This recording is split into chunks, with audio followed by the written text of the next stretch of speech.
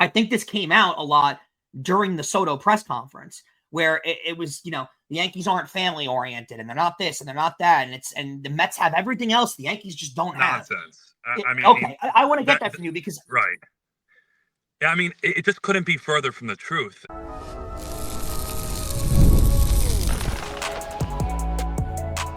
You are Locked On Yankees, your daily New York Yankees podcast. Part of the Locked On Podcast Network, your team every day.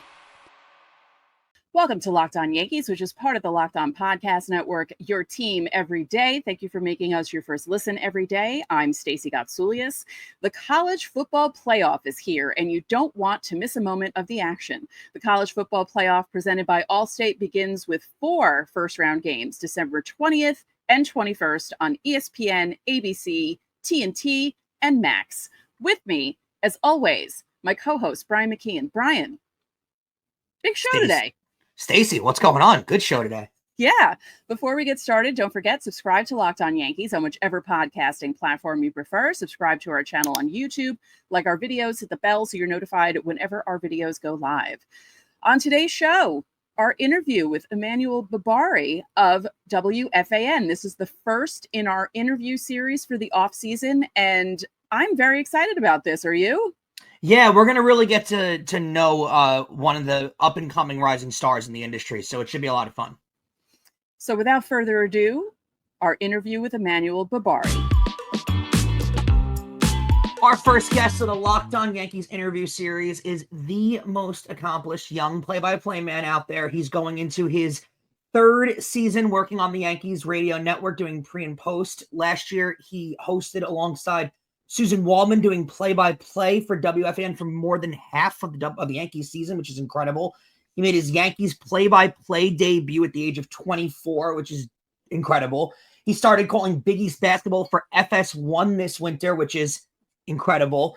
He's also been a WFAN host for nearly 4 years. He does play-by-play for Siena College. He used to call games for the Yankees high affiliate Hudson Valley Renegades. Please welcome, by the way, ladies, he's single, a WFUV Fordham grad, Emmanuel Berbari, one of my better friends in the world. Emmanuel, what is going on? Wow, what an intro. Too kind. I appreciate it, Brian. Good to be with you guys.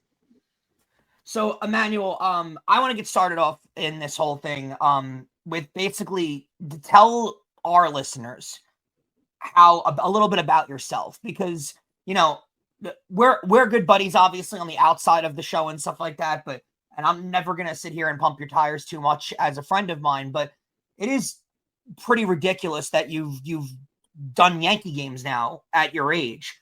Do you ever sit and smell the roses? Do you ever sit back and think, how the heck is this happening? Or has it all been a blur to you? No, I mean, that happened almost every day last year where I took a step back and tried to ground myself and make sure I realized how fortunate I was to do what I was doing. And that spans back to the first time I ever did a Yankee postgame show, but especially last year where you're thrust into this fortunate position where after John Sterling retires, you're doing a major part of the schedule, not only a major part of the schedule, but for a AL East champion, AL pennant type team that had all sorts of amazing storylines and Judge and Soto and all the star power that comes with this Yankee team, this iteration of the Yankees. So every time I just tried to say, wow, how fortunate you are to be in this situation. It started with growing up on Long Island, not really knowing that I wanted to be a broadcaster, but knowing I was a major diehard Yankee fan and going to games with my dad and my brother. And then once I decided it was something I wanted to do, you set those far-fetched goals and dreams that are probably unattainable, but you still shoot for them anyway, because why not? And one of those was, okay, I want to do Yankee games one day. And I thought one day not being now or last year or even in the next couple of years, but just so happened I was in the right place at the right time and really fortunate to have the opportunity with WFAN. And then once you get put in that position, you sit back and you realize how surreal it is, but also it is a little bit of a blur, like you said, Brian, because you're trying to make sure every day you're doing it justice. You're doing the best job that you can. And when you're in the middle of that, it's really pedal to the metal. Like, let's really focus on the job at hand. So before you realized you wanted to do play-by-play, when we were all kids, they always asked us, what do you want to be when you grow up? I wanted to be an architect because I like drawing house plans and floor plans. And then I realized how much math went into being an architect. And I thought, no. So I ended up going to school because in the 90s, I loved ESPN.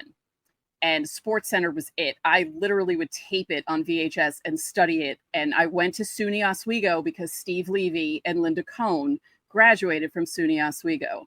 Did your choice of higher education have to do with your goal of being a play-by-play guy? Absolutely. By the way, shout out to Oswego. That was one of the 3 schools I applied to. Nice. I knew. Oh, how fortunate for them. Yeah.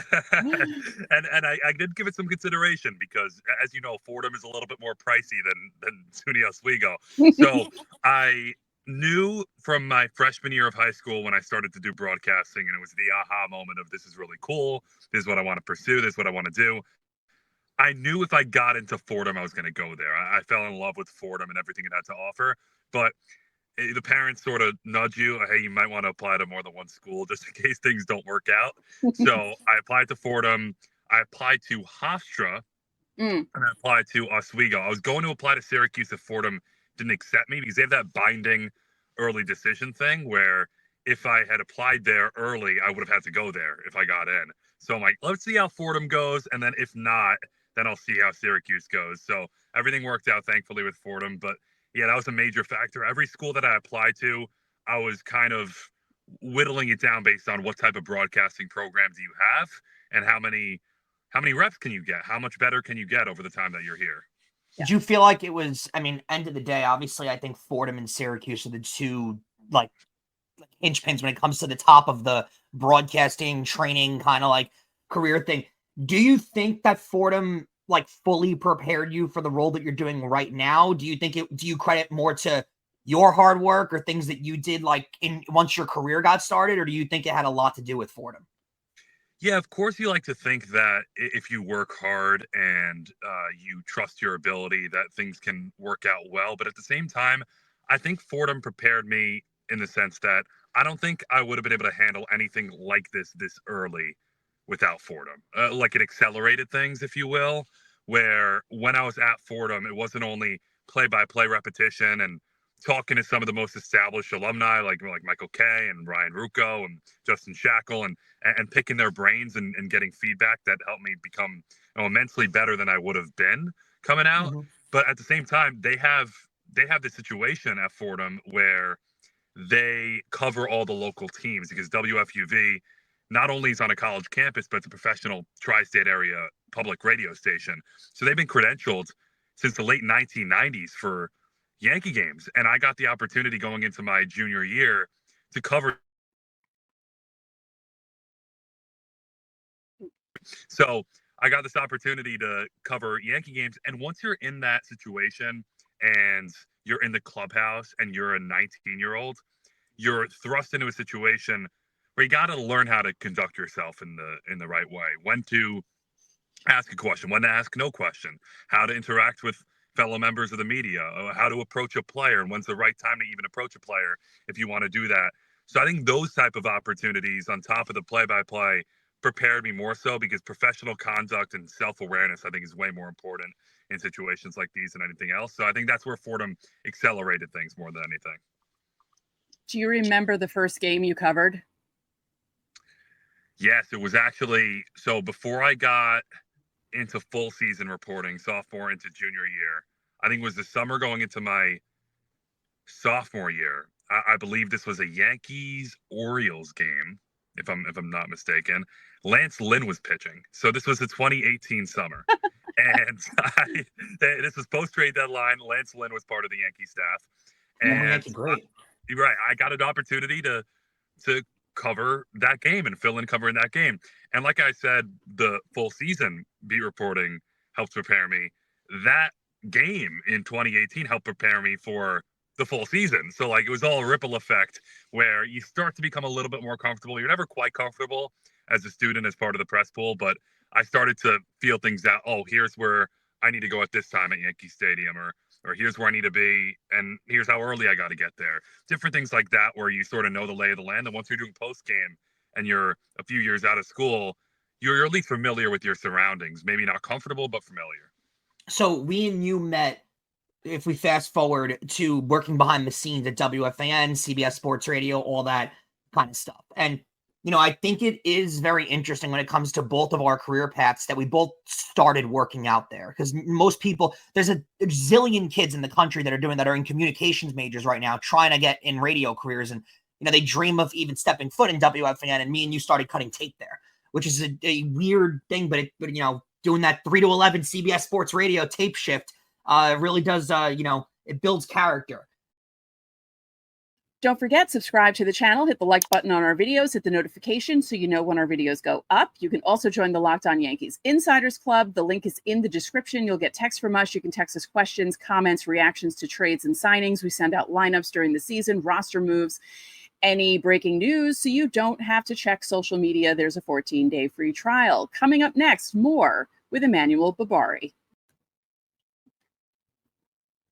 The World Series, Super Bowl, the Olympics. The world's top athletes get to play in these top-level sporting events thanks to one thing, teamwork. And teamwork can also protect your financial legacy and your family's future. SelectQuote's licensed insurance agents are the perfect teammates when shopping for customized, affordable life insurance. They can find you the right policy to keep your financial legacy safely in your family's end zone. SelectQuote is one of America's leading insurance brokers with nearly 40 years of experience, helping over 2 million customers find over $700 billion in coverage since 1985.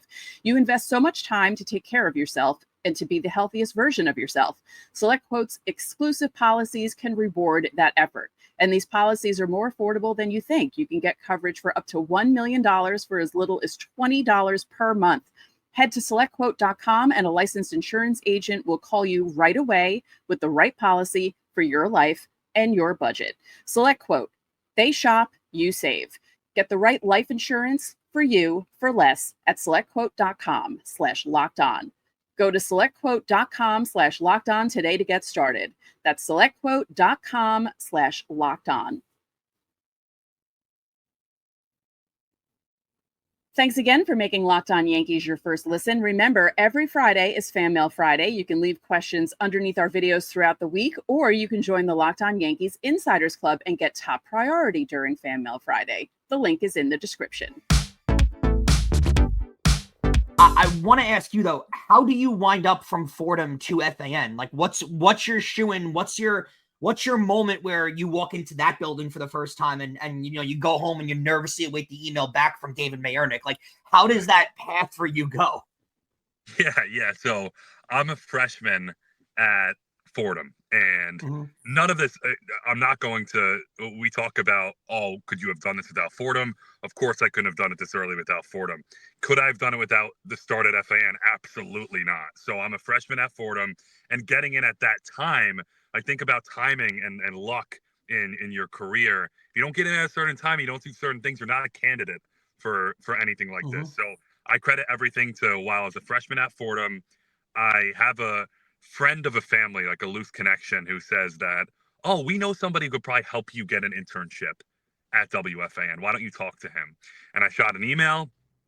I got in the door during my freshman year. I didn't know whether it was an interview or an internship interview. It was just an initial conversation.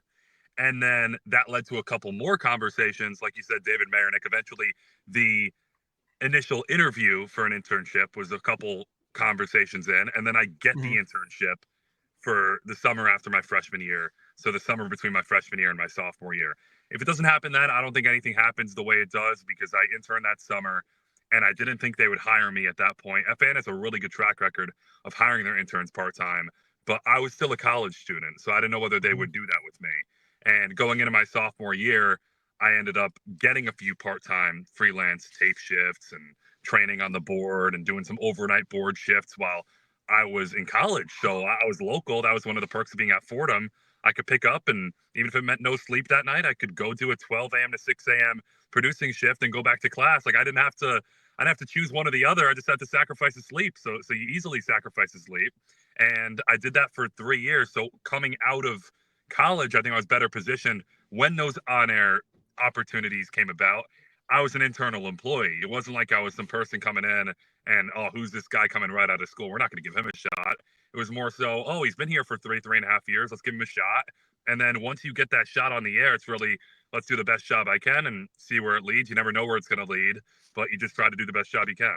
Stacey, the amount of people in the industry that can relate to that have become huge names in this industry that can relate to 2 o'clock in the morning, taking the walk to the coffee room in between a Steve Summers or a Tony Page shift. It's outrageous. I definitely relate to that too. It's just wild. And there are those like little unspoken things about what you do during that shift and how you get yourself through it, and also working with legendary personalities and the little things that they want and the little things that come with working their show. There's a reason, Brian, why you and I could probably relate over many things in life, because we could initially relate over what it was like to go 12 a.m. to 6 a.m. at FAN. The personalities, and also too the behind the scenes people, which I mean, make that place, but the Al Dukes of the world, the Eddie Scazzeris, the Mike Fliegelmans of the world, who grind for years and produce and host and all those things. Those people kind of get unspoken about a lot of the times, but so many people have cut their teeth in that exact spot in this industry. Yeah, like my career doesn't happen. You could talk about bigger mentors, like we were talking about before with Fordham. And my career doesn't happen without Michael Fliegelman. Like I'm training with him overnight as a college student, and if I don't do a good job on that training, I'm not halfway respected at FAN, and then I don't get more shifts, and I don't do more producing and become a little bit more respected, where eventually you're thought of for an on-air shift. And then once you get the on-air shift, you want to have the respect of your peers too behind the scenes, because they're the ones that are doing your show. They're the ones that are the reason you're on the air. So I think it's all connected, and it really you never lose sight of that, because you start somewhere, and if one thing doesn't go one way, the other things don't fall into place either. How nervous were you the first time you had to do an on-air shift? Very. Brian can relate with this. You listen to FAN growing up your entire childhood, and you hear the jingles, and these things get embedded in your brain. I think it's actually even though it's not a negative connotation, it's a sickness we have. Like people who listen to FAN every single day, things are wired in our brains differently, because we know the lingo and the different ways you come in and out of break, and the way the jingles sound, and just different things that only relate to WFAN. So when you're a listener who ends up working there, dreaming of doing a show, and then the jingle comes on in your headphones, and you see the on-air light flash red above you, above the clock, the whole light flashes before you. Whoa, now it's sink or swim time. Now it's, geez, I'm in this spot. So the realization hits you hard. You're a little nervous going in. You have the butterflies, and you channel those nerves with your preparation, of course. But once you're in that spot where the jingle is running and you're a couple seconds from opening your mouth and turning on your mic, that's when it really hits you. I want to skip to doing the Yankee game and going in the booth with Susan and all that kind of stuff. And flat out, where do you get the nerve to say to WFAN execs, to say to people that are in charge and make it known, hey, I want to do a Yankee game? Because it sounds great now in the position that you're in your career and everything, and it's obviously worked out for you. But there's a lot of people who obviously want to call Yankees games for a living, and none of them ever get to sniff, getting into the stadium for free. And you want to, how do you have, I guess, the right way is to phrase it is the nerve to wind up making it known that, I want to call Yankees games on the radio, and then wind up actually doing it? Like, what was that process like? This might be the least believable thing I say while we talk to each other here. I never made that known. Like, I started at FAN, and fortunately people like, Chris Olivero and Spike Eskin, and now Ryan Hurley, David Marinick, like they believed in me enough to put me in that position. But when I started there, there were a couple of conversations when I was initially going into the internship process and meeting with people where, what are your career dreams? Like, those questions were asked, and I appreciate them asking that, because that gives you an excuse to say, oh, I would love one day to call Yankee games, or I would love to host a talk show and call Yankee games. So those career dream questions oriented me towards making that known. But after that, it was more so just when we would talk, they knew I was doing play-by-play in the background. I didn't stop doing the play-by-play. So it's not like I started doing talk radio and then I stopped pursuing that dream. On the side of doing talk radio and part-time producing shifts, I was working with Sienna and with Hudson Valley, and I was continuing to doing all that stuff. Point where okay, this guy is a realistic candidate to fill in on a post game show, or if a certain opening opens up internally, he's more viable. So I never really, I would update them on what I was doing, but it was never oh, this is exactly what I want to do, because I didn't feel like that was the right way to approach things as somebody who was younger. And I always want to be as unassuming as possible. So that was never really the conversation. It was more so do the best job I can here, and they'll know in the backdrop, this is what I'm doing elsewhere. And then you marry those two things together and maybe something will come about. What was that first game like for you?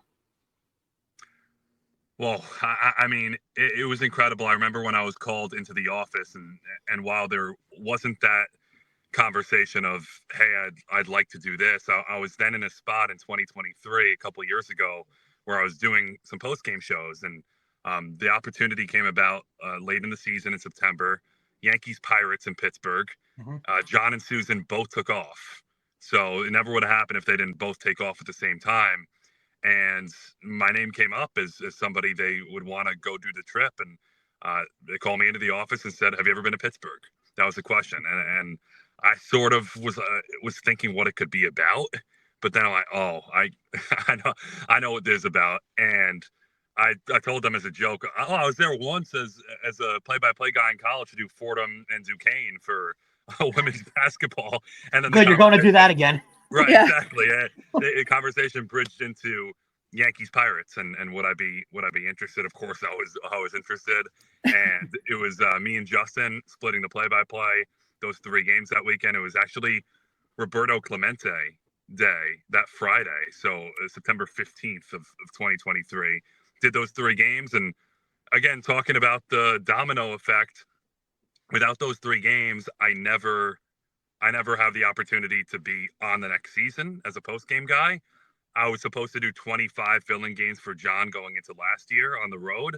That never happens without those 3 games. And I would have been more than happy to just do 25 games, just 25 games. Like I'm saying it's some small number. It's Yankee baseball, and you're filling in for John Sterling, a legend, a Hall of Famer. And that spirals into basically have to schedule, because once John retires, the post games I was supposed to do turned into play-by-play dates as well. Coming up next, more with Emmanuel Berbari.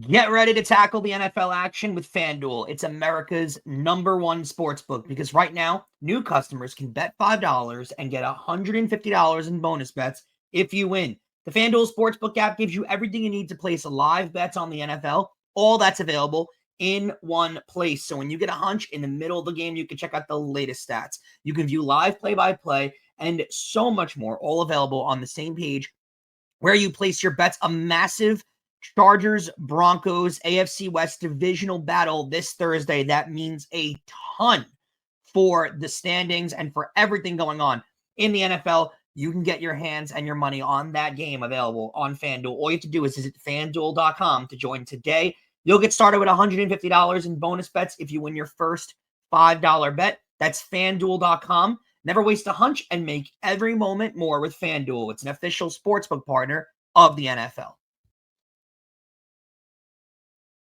How did the Yankees treat you? Like on the road, and how did everything go traveling with the team?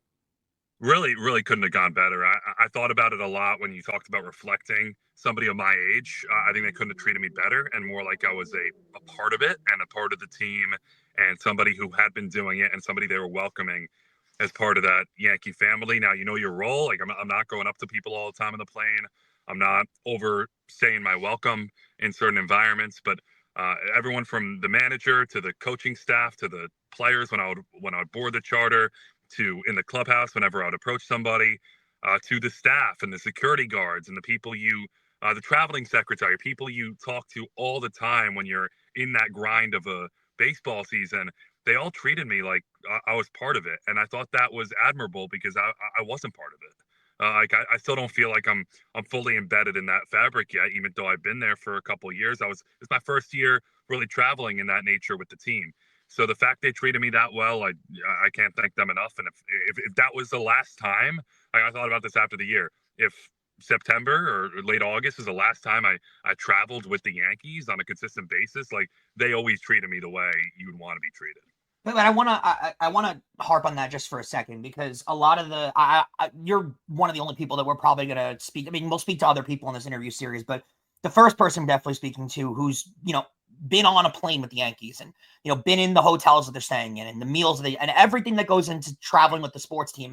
And quite frankly, everyone listening to the show, all thousands of people that are going to download it, all dream of being treated like a professional athlete, all dream of being a professional athlete one day. And no one ever gets to experience that. You're the closest to an athlete that's ever going to be able to see what that's like. Definitely the closest of any of my friends that knows what it's like to travel with the professional team. And I think this came out a lot during the Soto press conference, where it was, the Yankees aren't family oriented and they're not this and they're not that. And the Mets have everything else the Yankees just don't have. Nonsense. I mean, okay. I want to get that from you because. Right. Yeah, I mean, it just couldn't be further from the truth. And I think a lot of people, one of the things that bothered me about that narrative this week, which I think is fed from the Soto side of things, and sure, he wanted the right family treatment, the right family environment. More power to him. He went to the best offer, went to the best situation for himself and his family that he deemed to be the best. But I think a lot of that is to paint the image that Juan Soto wasn't just all about the money. That's what it is to me. I think it's painting the image, even though Juan Soto was going to go to the highest bidder, that he wasn't all about the money and there were other factors. And sure, there were other factors, but there weren't other deciding factors. There weren't other factors that were going to push it over the edge, if you will. And the factor that was going to push it over the edge was, look, the Mets, it wasn't a $5 million difference here. The Mets with the amplifiers, that's an over $800 million offer. That's about a $50 million difference. It's a major difference in the offer they were going to have over any other team. So I think a lot of people are buying this idea that the Yankees aren't as family friendly and the Yankees won't do these things for their players. When you talk to any player who comes to the Yankees, put the sweet thing aside for a second. Any player that comes to the Yankees, they say, this is first-class treatment. I've never been in an organization where we're treated like royalty. It's amazing the way these players are treated and wined and dined and given a first-class treatment for themselves and their families. So, yeah, I think that narrative is complete BS, if you will, and I don't want anybody to run with that because it paints the wrong picture of what the Yankees are about. That's the thing that bothered me about it. The fact that people were running away with it and saying, oh, I always knew the Yankees treated their players like crap. No, you didn't. Nothing ever came out about the Yankees doing anything badly to their players. And I don't like this narrative at all. And I don't think it helps Soto either, or Boris, for doing that and making it seem like the Yankees were so bad at treating their players when it's couldn't be further from the truth. Yeah, you want Boris and Soto and those guys to understand in the future the Yankees are going to be a major player like they were every other year prior. So spreading stuff like this doesn't make any sense. I'm not saying exactly the source of where it came from, but this idea that the Yankees, who are first class in every way in their treatment of players, you perpetuate this when this came down to the dollar signs. It came down to who was going to bid the highest for Soto. And I think the Yankees would have bid the highest if they could. But when you're bidding against yourself and it's like, okay, well, we could bid anything we want to bid and the next guy's going to go higher, there comes a point where the sweepstakes just have to end. And that's what happened here. They had to end at some point. They weren't going to keep going until we were at $3 billion. Unless Steve Cohen wanted to do that. Yeah, because I joked about that. I said if the Yankees went to $1 billion, Steve Cohen would go to $1.1 billion. It wasn't going to stop. And Steve Cohen understood. He understood that, yeah, this is a massive contract. And Soto, let's say he went to $1.1 billion. Soto's not worth that because he's not worth that much more than a Shohei Ohtani or anyone of that nature. It wasn't about that anymore. Yeah, it was a symbol of Steve Cohen. The Mets haven't taken over the city like people want to say. They have the opportunity to with Juan Soto, and we'll see how much they win over this time frame and in Juan Soto's prime. The opportunity, the sheer opportunity to shift the balance of power is worth several $1 billion. I think Steve Cohen understands this, and it's worth rolling the dice on whatever contract Juan Soto wanted. He needed to get this deal done no matter what it took. And I think he got the deal done. Like kudos to the Mets for making that happen. But this sheer opportunity is worth several $1 billion. The Yankees know that too, because think about the amount these teams gross. And if Steve Cohen is to turn around and flip the Mets in 10, 15 years. Having Juan Soto on your side and the opportunity to have all that economic development around Citi Field and potentially win a championship or two, hey, the Mets could be worth way more than what you bought them for. So a bunch of rapid fire questions before we get you out of here, Emmanuel. We obviously appreciate your time. I want to know, what was your favorite road city you traveled to with the Yankees this year? Oh, great question. I grapple with this all the time. I'm going to give a toss up between Boston and Toronto, because I haven't spent much time at all in Boston, and I loved everything about the city and also the pageantry of Yankees Red Sox at Fenway Park. And that was the first game I'd called at Fenway, so I'm biased towards it a little bit. So I would put Boston right there, but Toronto is gorgeous from a city standpoint. And going up there, traveling out of country, doing Yankees Blue Jays, that was the one series this year I did not work with Susan.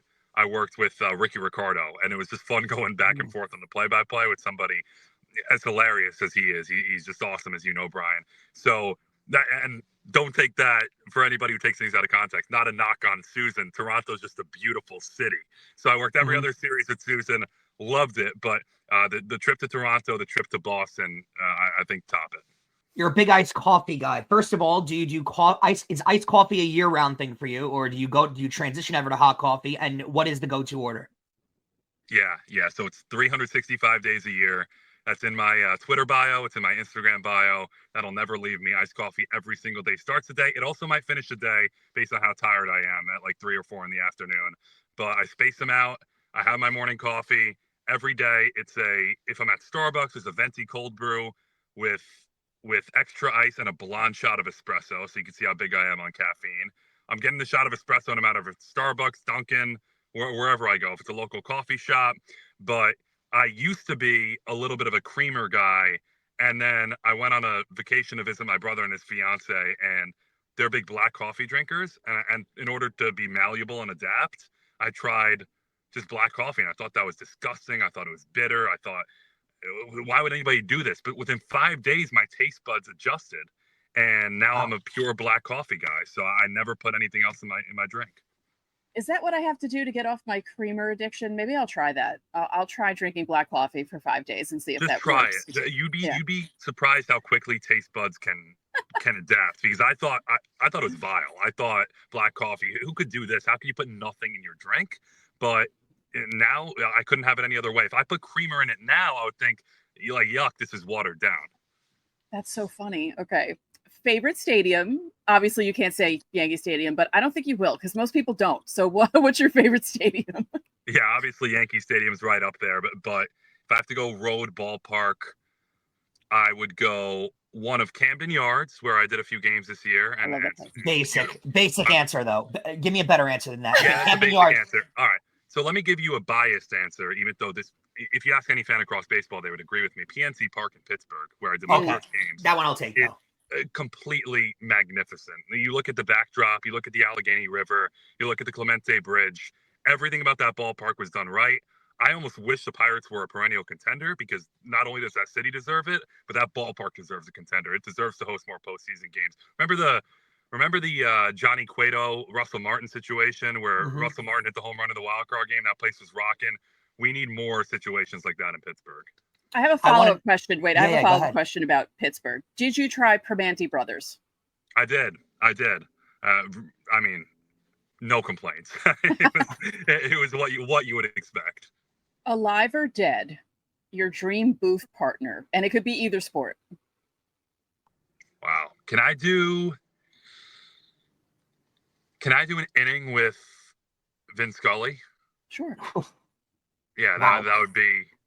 That's probably the obvious answer for baseball, but fellow Fordham guy, first notable Fordham broadcaster, best baseball broadcaster of all time, bar none. A lot of connections, a lot of tie-ins. Yeah, that was exactly. Michael Kay's answer. Yeah. All right, good. I'm glad we share that. I would love to do an inning with Vin Scully, and then I can talk to him about life afterwards. Lastly, who are your biggest friends, confidants, supporters when it comes to in the industry? I think there's going to be a couple of names on here that people are like, whoa, I didn't know he was friends with that guy. So let me hear. Yeah, I would say in terms of mentors who I've developed more of a friendship with over the years, like Michael Kay, who you guys had on, has been so incredibly supportive since I started doing Yankee games, and so welcoming as a fellow Fordham guy. He was already a mentor of mine, but just getting to spend more time around him on a semi-daily basis and travel to certain road cities and have him coach me not only on broadcasting, but different career and life situations when you're going through that gauntlet for the first time.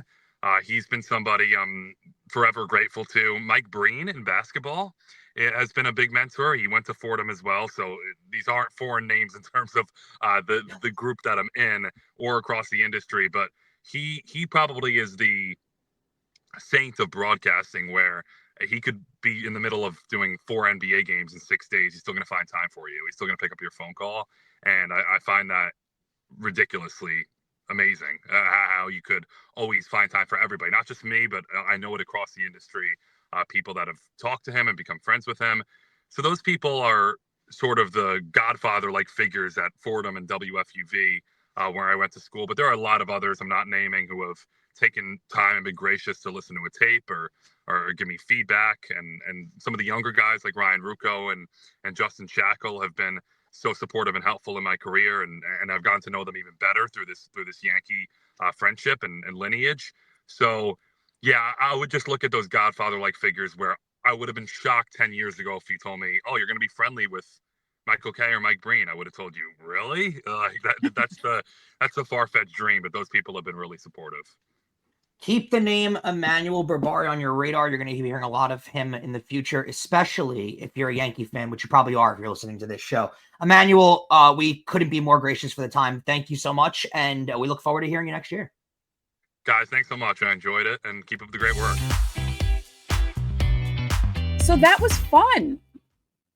Yeah, I'm looking forward to doing this with all of our guests. We were discussing this off the air, which I think is very valuable. If you're a fan of, sports media, personalities like me and Stacey or anybody in the industry, me and Stacey both grew up in this industry and both worked throughout this industry and know a lot of people in this industry. And we know their personal lives, but no one else on the outside knows their personal lives. So you love the content they provide, you love the opinions they provide, but you don't know anything about them, of the kind of person they are. So we really look forward to giving you guys a little bit of an inlet into what these guys are like outside of the booth, outside of their opinions. So gonna have a lot more guests on just like Emmanuel. So, and really looking forward to it. Yeah, it's gonna be fun. So we hope you guys enjoyed that, and just look forward to more of this during the off season. So thank you for making Locked On Yankees your first listen today. For your second listen, find Locked On MLB. Baseball guru Sully provides a daily blend of humor and baseball, keeping you updated on every rumor and story throughout the off season. You can find Locked On MLB on YouTube or wherever you listen to your podcasts. So that'll do it for this edition of Locked On Yankees. I'm Stacey Gatsoulias. And I'm Brian McKeon. We'll catch you on Friday.